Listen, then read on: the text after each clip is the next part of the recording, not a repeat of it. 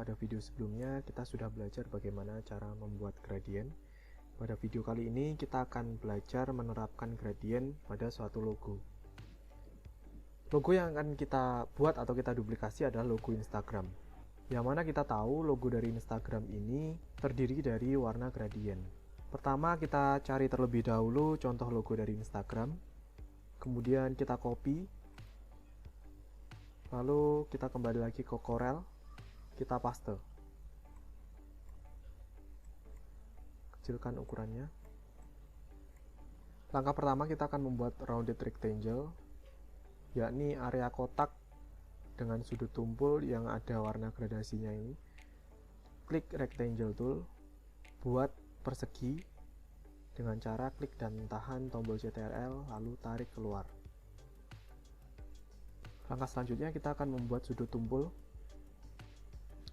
Arahkan pointer pada corner radius, lalu ubah nilainya menjadi 40. Berikutnya kita warnai objek yang barusan kita buat.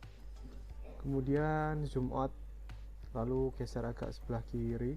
Seleksi objek yang baru saja kita buat. Kemudian klik edit fill, klik fountain fill. Pertama kita akan membuat warna utama terlebih dahulu, dimulai dari sudut kiri bawah yaitu warna kuning. Kita cari warna kuning yang sedikit keorenan.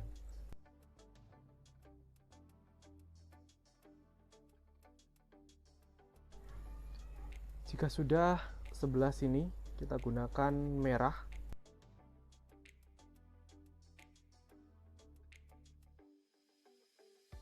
Setelah itu warna ungu. Kemudian rotasi gradasi sehingga seperti ini. Jika sudah, tekan OK. Kurang lebih seperti ini.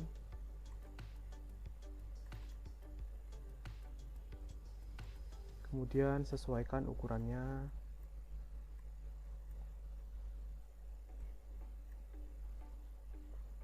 Jika sudah, klik OK.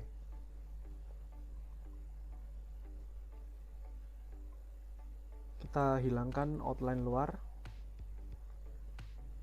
Klik kanan pada none. Langkah selanjutnya adalah membuat rounded rectangle berwarna putih ini. Kita sudah ada rounded rectangle di sini, tidak perlu kita membuat dari awal. Tinggal kita copy, Ctrl C, Ctrl V. Kalau sudah, kita perkecil. Caranya tekan dan tahan tombol Shift dan Alt, lalu tarik ke dalam. Kita hilangkan warna foregroundnya. Kemudian kita berikan warna putih pada outline. Lalu atur ketebalannya.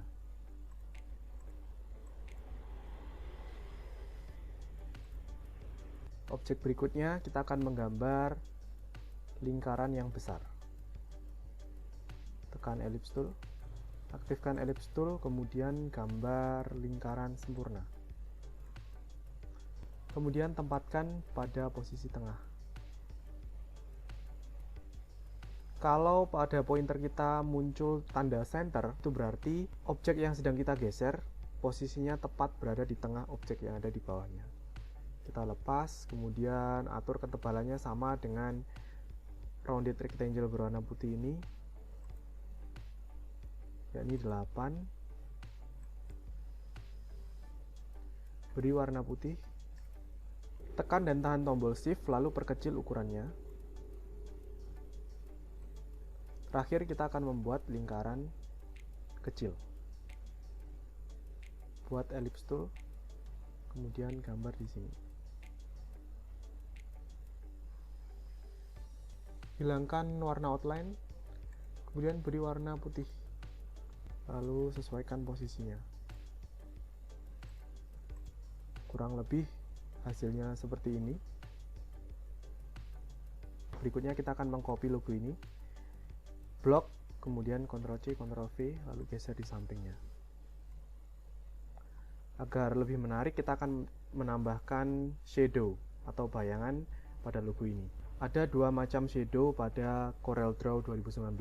Yang pertama, blur shadow atau shadow yang dia tampilannya ngeblur Kemudian yang kedua adalah di CorelDRAW 2019 ada dua macam shadow. Kita akan coba mempraktekkan shadow tersebut. Yang pertama, klik terlebih dahulu objek bergradasi pada objek pertama, lalu klik drop shadow tool. Kemudian untuk membuat bayangan, klik dan tahan pada bagian kiri atas, tarik ke bawah atau tarik ke arah kemana gradasi itu akan ditampilkan. Misalkan saya ingin gradasinya di sini, tinggal kita lepas. Nah, akan muncul shadow atau bayangan di sini. Untuk menggeser arah gradien, tekan dan tahan kotak hitam ini, kemudian tempatkan ke posisi yang kita inginkan. Kemudian di property bar terdapat beberapa pengaturan shadow, misalnya di preset ini untuk memilih template bayangan yang sudah disediakan, jadi tanpa harus kita repot-repot menentukan arah gradien sendiri. Misalnya saya pilih perspektif top right. Nah, jadinya seperti ini.